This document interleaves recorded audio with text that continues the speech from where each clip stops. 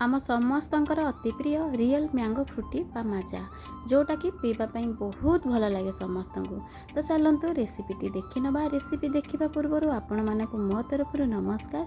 सर्वप्रथम आपण समस्त को आम डिकेल स्नेहा यूट्यूब रोसे चैनल को प्रथम तुम स्वागत जनाऊँगी।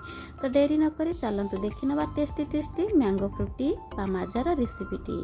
दर्शक बंधु प्रथमे तो मुझे फ्रूटी बा माजा पाई 3टी आंब नहीं जाइए। गोटे कंचा आंब आ 2टी मीठा पाचिला आंब मुझे प्रथमे आंब को मुझे धोईकी सुखिला कपड़े पोछि नहीं थी।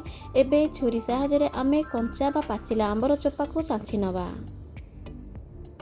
एठी सब आंबर चोपा चांछि सारिया परे आम काटी नवा आंब को। एठी देखंतु कंप्लीट 2टी जांक आंब को मु अलग अलग काटिकी रखी। गोटे मिक्सिंग जार नहीं जाइए। पाचिला आंब को मिक्सिंग जार रे देकी 2 कप पानी एठी मु ऐड करि नेली। ताको चिक्कण करिकी एबे बाटिकी नहीं आसीबी। एठी देखंतु चिक्कण करिकी बाटिकी नहीं आसीची। से सेम जार रे एबे मु काटिकी रखिथिबा कंचा आंब को ऐड करि नेली। सेथिरे गोटे कप पानी ऐड करि नेली। ताको मध्य चिक्कण करिकी एठी बाटिकी नहीं आसीची। गैस ऑन करके गैस रे गोटे नॉनस्टिक कड़ाई बसाई नहीं। गैस फ्लेम को पूरा लो करी नहीं। पाचिला आंबर पेस्ट को आम कड़ाई रे ऐड करी नबा। तापरे कंचा आंबर पेस्ट को एबे मु ऐड करी नउची। 2टा जाक को भल भाव रे पूरा 1 मिनिट पर्यंत मिसेइबा। गैस फ्लेम को लो टू मीडियम करी नहीं। एठी मिसी सारला परे मु मिक्सिंग जार धोईकी 2 कप पानी आंब रस रे ऐड करी नेली। पानी की मध्य भल भाव में आम मिसेइबा। 1 मिनिट पर्यंत एमती गोलेइबा। 1 मिनिट एठी मिसेई सारला परे पानी को एठी मु चीनी ऐड करी नउची। एटा 1 कप रो चीनी। कपटा आमर 240 ml रो कप। चीनी को भल भाव में आम आंबरस सहित मिसेई नबा। आउ हाफ कप एठी मु नहीं जाइए। टोटाली मु 1.5 कप चीनी ऐड करी नैची। चीनी को भल भाव में आम कंटिन्यू गोलेइबा। आउ 10 मिनिट पर्यंत एमती आम कंटिन्यू गोलेइबा। जमा भी छाड़बानी तले नहले लगी जीवो। गैस रो फ्लेम को लो टू मीडियम करिकी 10 मिनिट पर एठी मु नहीं गली गोटे छोट चामच रे 1 चामच विनेगार ऐड करबा द्वारा आमर ए फ्रूटी बा माजा मासे पर्यंत फ्रेश रहिबो। आमे फ्रिज रे स्टोर करी ताकू रखी परिबा। किछि भी खराब होबनी। आपको भल भाव रे एमती गोलेई नबा।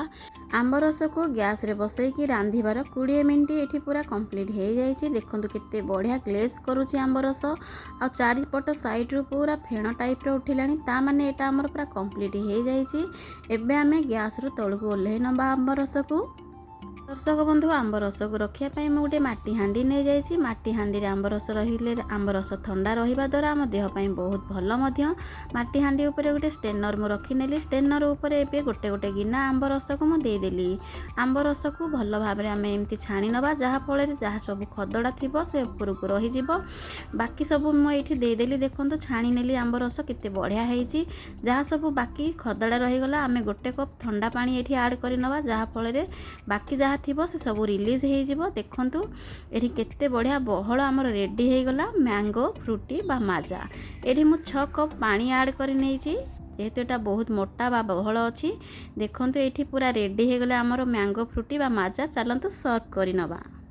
एठी मु नहीं जाइए 2टा माटी कप आ 2टा काच ग्लास आ माटी कप रे मु किछि आइसक्रीम दे देली। देखंतु आइसक्रीम दे सारिया परे एठी मु नहीं जाउची फ्रूटी बा माजा।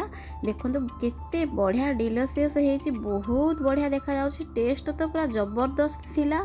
आपण माने एमती घरे बनातु आ फ्रिज रे स्टोर करिकी मासे पर्यंत रखंतु। आपण को घर को केही गेस्ट आसिले सेमान को दियंतु। छोट पिला को दियंतु। आ एटा देह पाई बहुत भलो। एटा पूरा रियल टेस्ट अच्छी आंबर। तो ये रेडी हो गला आमर मैंगो फ्रूटी बा माजा।